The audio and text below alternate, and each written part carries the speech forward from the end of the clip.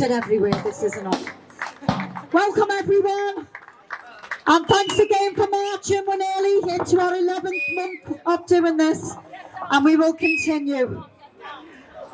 Just a reminder before we start that there are collection buckets at the front.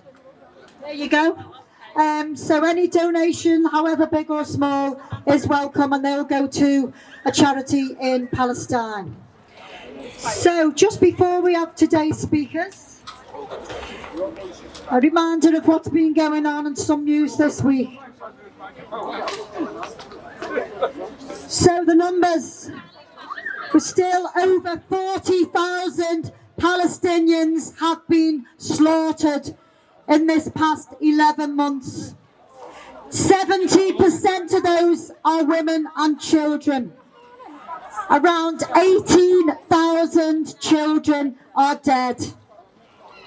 21,000 children are still missing.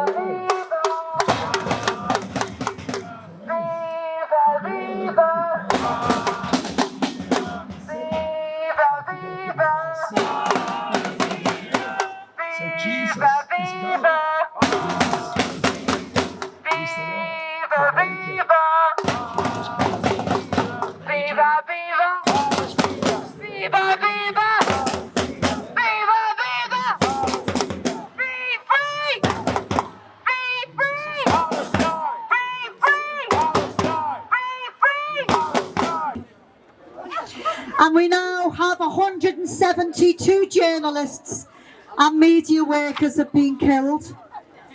212 UN relief staff and aid workers. And around 2 million Palestinians have been displaced, lost their homes, all their possessions, and moved from place to place.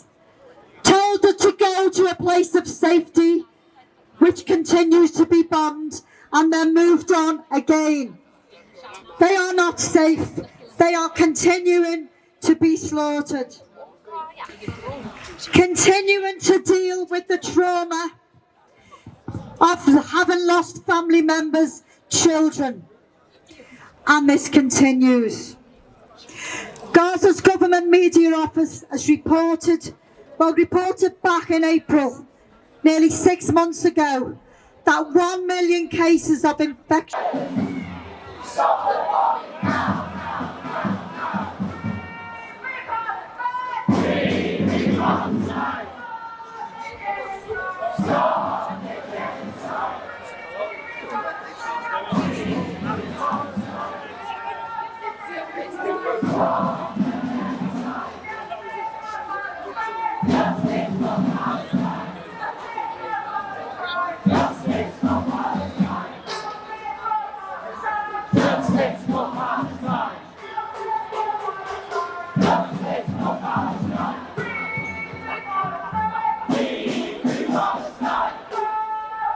Diseases, including 8,000 cases of hepatitis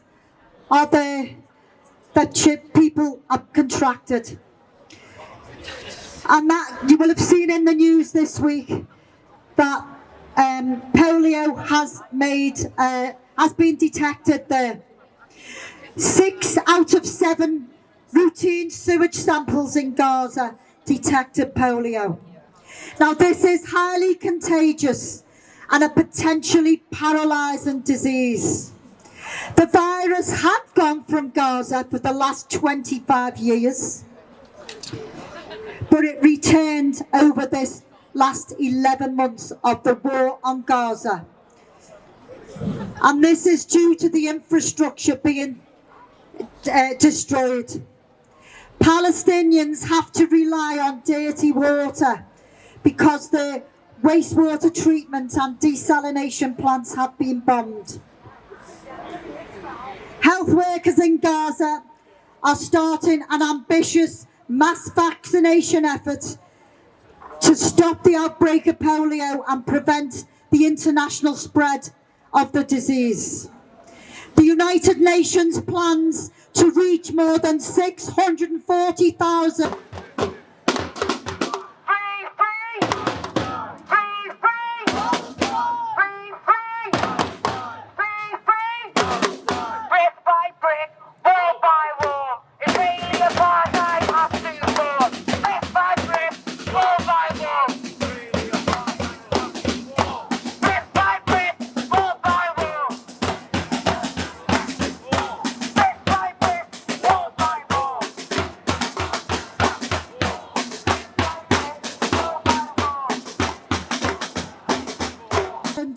Palestinian children under the age of 10 in the next week coming to tackle this spread of the disease.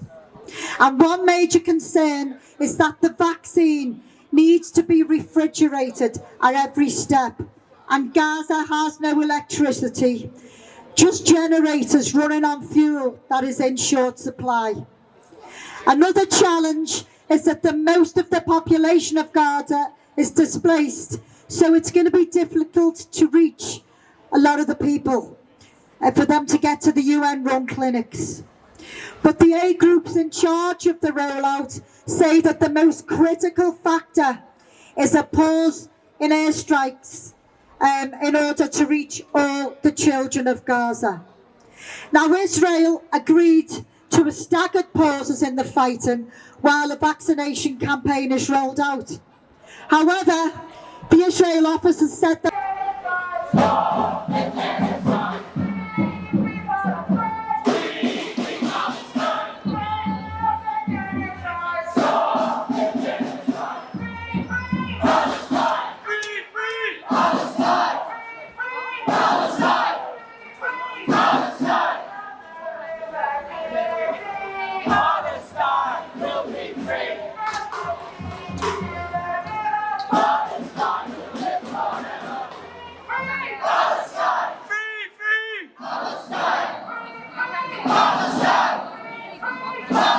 there will be no pause for the vaccination rollout, just the humanitarian corridors.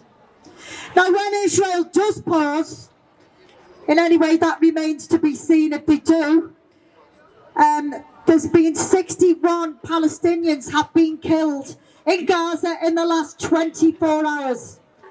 And Israel are now intensifying their efforts on a major assault on the West Bank. 24 people have been killed since Wednesday as Israel has conducted its largest military operation in Palestinian territory for decades, carrying out drone attacks, and hundreds of troops have stormed cities and refugee camps. Israel's settler violence against Palestinians is part of a decades-long state-backed campaign to dispossess, displace and oppress Palestinians in the occupied West Bank, including East Jerusalem, under Israel's system of apartheid. Israel forces have a track record of enabling settler violence, and Israeli forces stand by and in some cases take part in these brutal attacks.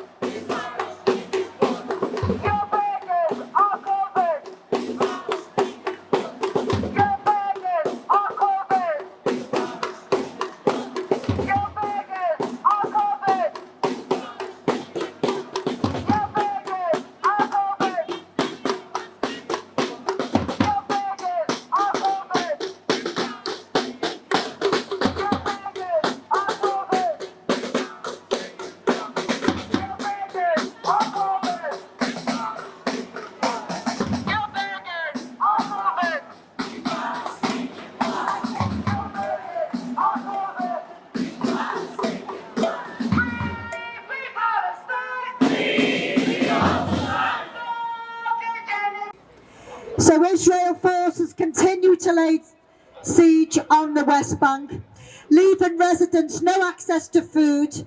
80% of Jenin refugee camp has been left without water, electricity and internet. And 70% of roads have been destroyed. Armoured vehicles and bulldozers have stormed the refugee camps. The UN has condemned Israel for destruction of Jenin refugee camps. Doctors Without Borders said Israel has blocked access to hospitals and they've targeted ambulances. And Doctors Without Borders have had to stop their operations in Jenin. So in other news, 6 Israeli captives have been found dead in the tunnels beneath Rafah. And it's claimed they were killed during Israeli airstrikes. But Netanyahu is blaming Hamas. And gunmen have also killed 3 Israeli police officers at a checkpoint near Hebron. Now, today we have just 2 speakers. So I'm going to welcome Gamal, who's going to tell us about what's happening in Yemen. So can we have a big round of applause, please, for Gamal?